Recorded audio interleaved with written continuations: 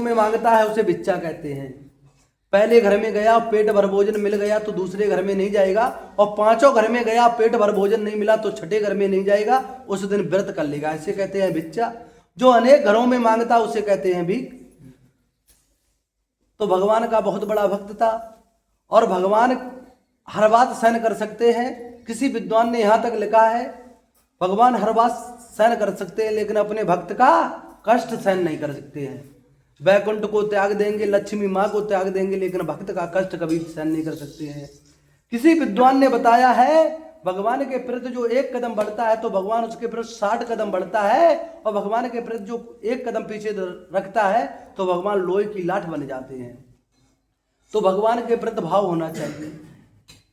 किसी विद्वान ने बताया है जब दुर्योधन के कहने से दुशासन द्रौपदी को बुलाकर लाया था भरी सभा में, तो द्रौपदी ने दोनों हाथ जोड़े अपने पांचों पतियों से आग्रह करी हमारी लाज जा रही, हमारी लाज बचाएं। तो पांचों पतियों ने गर्दन नीचे कर ली।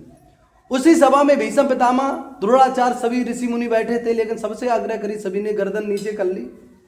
द्रौपदी ने सोचा हम अपने दोनों हाथों से साड़ी का पल्लू पकड़े लेते, मुख से दाब लिया, लेकिन साड़ी का पल्लू इतना बंद नहीं हुआ। साड़ी का पल्लू इतना बंद नहीं हुआ। जब हमारे ठाकुर जी का ध्यान किया तो दोनों हाथ ऊपर कर दिए, लेकिन दुशासन साड़ी का पल्लू ऐंचता रहा, लेकिन पल्लू ऐंच नहीं पाया। किसी विद्वान ने बताया है भगवान के प्रति श्रद्धा भाव पूर्ण रूप से होनी चाहिए। हम लोग पूर्ण रूप से नहीं करते हैं।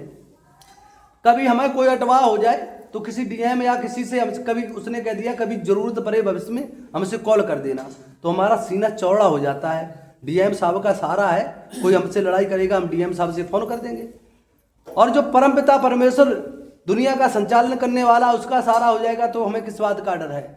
तो किसी विद्वान ने बताया है भगवान के प्रति श्रद्धा भाव होनी चाहिए तो कल्याण भव से पार हो जाता है। जैसे गज और ग्रह में लड़ाई हुई थी तो भगवान ने विमान भी त्याग दिया था, नंगे ही पैर दौड़े चले आए, तो भगवान के प्रति श्रद्धा होनी चाहिए। वैसे ही एक बार भगवान ने देखा ये ब्राह्मण बड़ा भक्त है, हमारी सुबह शाम पूजा करता है, लेकिन बहुत बड़ा गरीब है, बहुत बड़ा निर्धन है।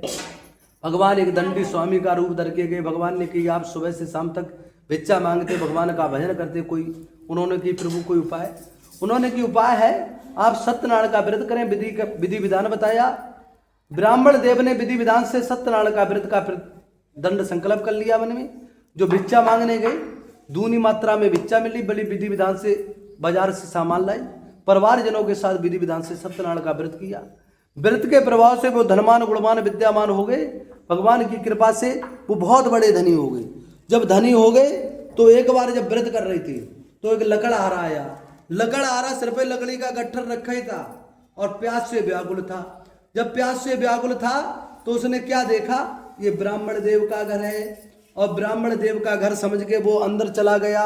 उस समय ब्राह्मण देव सत्यनारायण का व्रत कर रहे थे, सत्यनारायण का व्रत कर रहे थे। उन्होंने देखा, शांतिपूर्वक सत्यनारायण का व्रत का पान किया, बाद में प्रसाद का ग्रहण किया और दोनों हाथ जोड़े, प्रभु आप क्या कर रहे थे।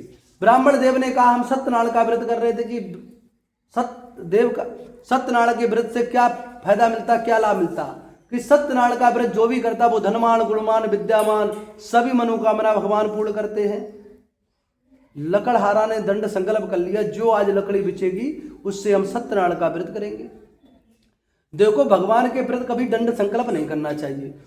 भगवान कहने नहीं आए आप कथा कराएं, आप कन्या करें, आप पूरी करें, लेकिन जब दंड संकल्प कर लें तो करना चाहिए। करते नहीं तो पाप छा जाते हैं।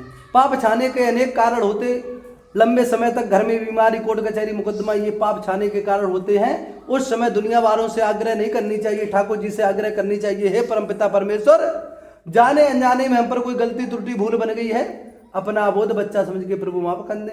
हमारे ठाकुर जी बड़े दयालु हैं, वो तो क्षण भर में माफ कर देते हैं। तो किसी विद्वान ने बताया कभी दंड संकल्प नहीं करनी चाहिए। कुछ लोग शान में आकर सेकी में कहते हैं अब कि हम पूरे गांव का निमंत्रण करेंगे, पूरे गांव को खिलाएंगे, घर पर कभी 5 कन्या नहीं खिलाई। झूठी कहने से पाप छा जाते हैं। लकड़हारा गया बाजार में, जब गया तो लकड़ी चौगने मात्रा में बिछी। बड़ी विधि विधान से केले के फल, घी, दूध, शक्कर, चीनी इत्यादि सामग्री लाए। परिवार जनों के साथ मिलकर उन्होंने सत्यनारायण का व्रत किया। व्रत के प्रभाव से वो धनवान गुणवान विद्यामान हो गए और इस लोक को भोग कर अंत में वैकुंठ लोक को गए। स्कंदे पुराणे रेवा खंडे दूसरा अध्याय समाप्त। बोलिए सत्यनारायण भगवान की जय, बोलिए वृंदावन बिहारी लाल की जय, बोलिए भक्त वत्सल भगवान की जय।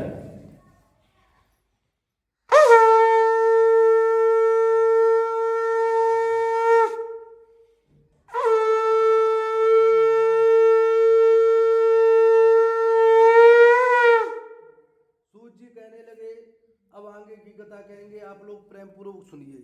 बताया प्राचीन काल में एक उल्कामुख नाम के राजा थे, बड़े जितेंद्रवादी थे, बड़े सत्यवादी थे। प्रतिदिन देवालय में जाते थे और धर्मपत्नी के सहित। किसी विद्वान ने लिखा है